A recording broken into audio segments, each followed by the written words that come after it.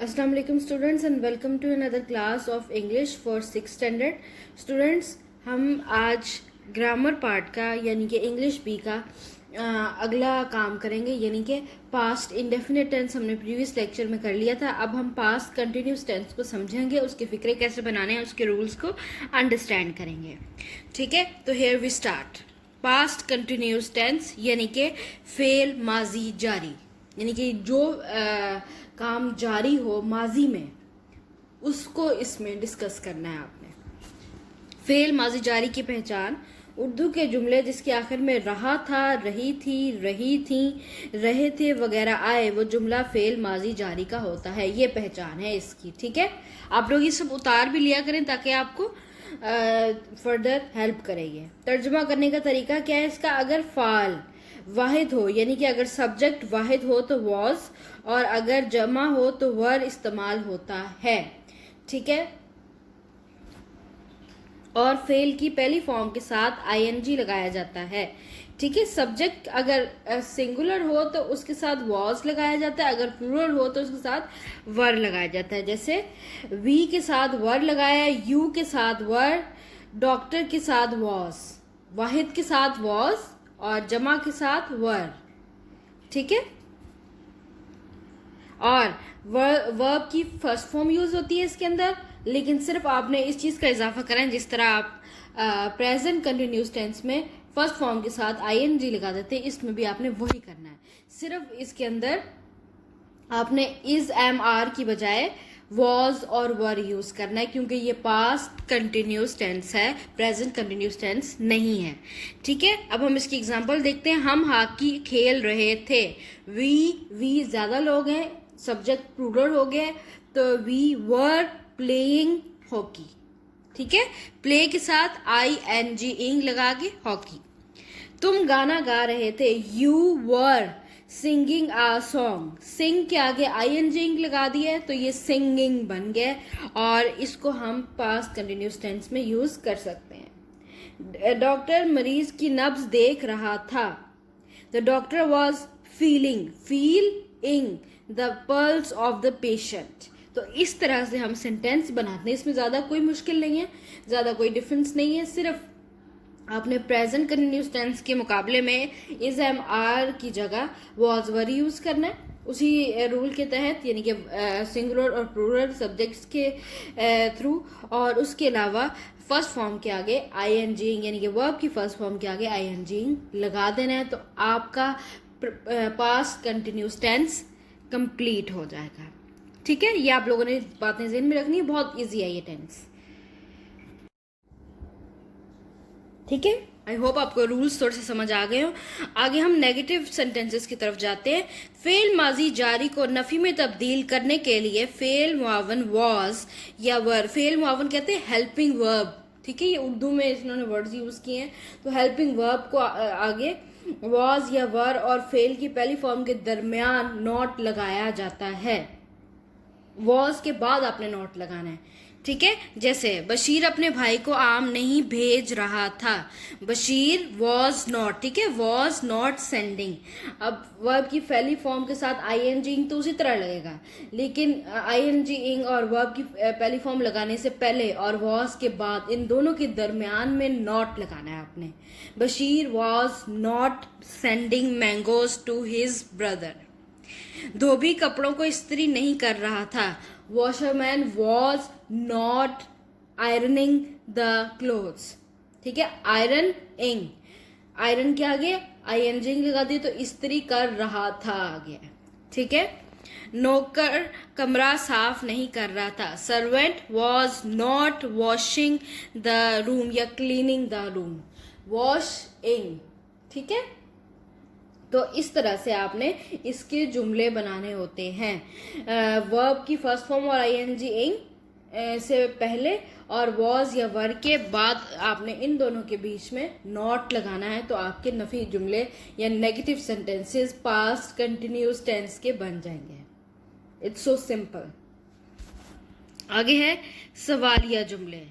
Fail माजी को सवालिया में तब्दील करना हो तो हेल्पिंग वर्ब यानी वॉज या वर को जुमले के शुरू में लगाया जाता है। जैसे डू या डज को आप प्रेजेंट टेंस में पहले लगाते हैं, इसी तरह इज एम आर को आप पहले लगाते हैं। जैसे प्रेजेंट कंटिन्यूस टेंस में हमने इज एम आर को फिक्रे के शुरू में लगाया था जो कि हेल्पिंग वर्ब थे, उसी तरह हम इस पास्ट कंटिन्यूस टेंस में सवालिया बनाने के लिए, इंटरोगेटिव सेंटेंसेस बनाने के लिए वॉज या वर को फिक्रे के बिल्कुल शुरू में लगाएंगे। इसकी एग्जांपल्स मैं आपको बताती हूँ अभी। फिलहाल आप ये बातें जहन में रखें। सिर्फ दोनों को कंपेयर करने की ज़रूरत है, सिर्फ थोड़ी सी चेंज है, ठीक है। तो इस तरह से हम इसके फिक्रे बना सकते हैं। सवालिया जुमले देखिए। क्या नसीमा अपना सबक याद कर रही थी? Was Naseema learning her lesson, ठीक है। अब वॉज या वर्ब सेंटेंस के शुरू में लगा दिया वॉज, फिर हमने सब्जेक्ट यूज किया नसीमा, फिर वर्ब की फर्स्ट फॉर्म और आईएनजी लर्निंग, फिर हर लेसन, ठीक है। इस तरह से ये सेंटेंस स्ट्रक्चर बनेगा इंटेरोगेटिव या सवालिया जुमलों का। और सवालिया जुमलों के एंड पे आपने साइन ऑफ इंटेरोगेशन या सवालिया निशान जरूर लगाना है, इसके बगैर ये सेंटेंस कंप्लीट नहीं होगा। क्या छुट्टी रसा छुट्टियां तकसीम क्या चिट्ठी रसा चिट्ठियां तकसीम कर रहा था? वॉज पोस्टमैन डिलीवरिंग लेटर्स, ठीक है। क्या अकील खबरें नशर कर रहा था? Was Aqeel broadcasting the news, broadcast in the news, ठीक है। और वॉज आपने शुरू में लगा दिया है। और अगर ज्यादा लोगों के क्या वो लोग वहां जा रहे थे तो were those people going there, ठीक है।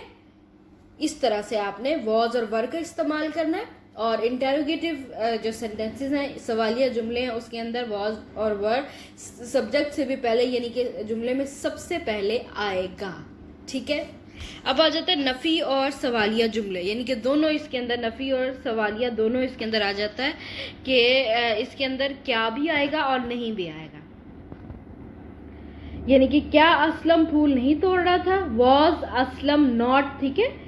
आपने नफी जुमलों में पढ़ा था Aslam was not plucking the flowers, ठीक है। लेकिन अब आपने जब सवालिया जुमले बनाने हैं तो वॉज को आप सेंटेंस के शुरू में ले आए। Was Aslam not plucking the flowers. क्या हाजरीन मुकर्रर की तकरीर नहीं सुन रहे थे? Were the audience not listening the speech of the speaker, ठीक है। इस तरह से आप आसानी से इसको बना सकते हैं। बस वॉज या वर को आपने जुमले के पहले में ले जाना है, बाकी वही नफी का जुमला है, नॉट आपने लगा दिया है बीच में। बड़े सवालिया फिक्रे।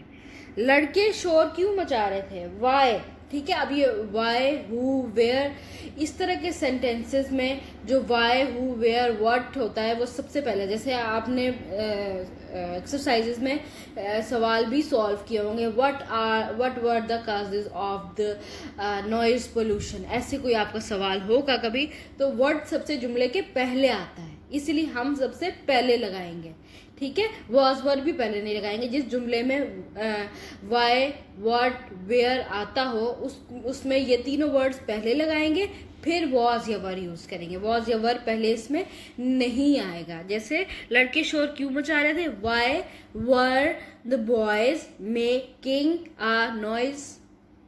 दरवाजे पर कौन खड़ा था? Who was standing at the door. तुम्हारे वालिद साहब कहाँ काम कर रहे थे?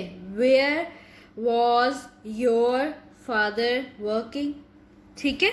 इस तरह से आप बड़े सवालिया जुमले बनाते हैं और इस तरह से आप नफी सवालिया जुमले बनाते हैं और इस तरह से आप सवालिया जुमले बनाते हैं पास्ट कंटिन्यूस टेंस में। बिल्कुल सेम है ये प्रेजेंट कंटिन्यूस टेंस की तरह, सिर्फ है की जगह था है, इसलिए हमने वॉज वर यूज किया इज एम आर की जगह, और बाकी सारे रूल्स इसमें वही हैं। तो आपने इनको बातों को जहन में रखना है। अगर आप इसको पेंसिल निकाल के अपनी कॉपीज पर उतार लें तो ये ज़्यादा बेहतर है, ताकि आपके जहनों में रहे।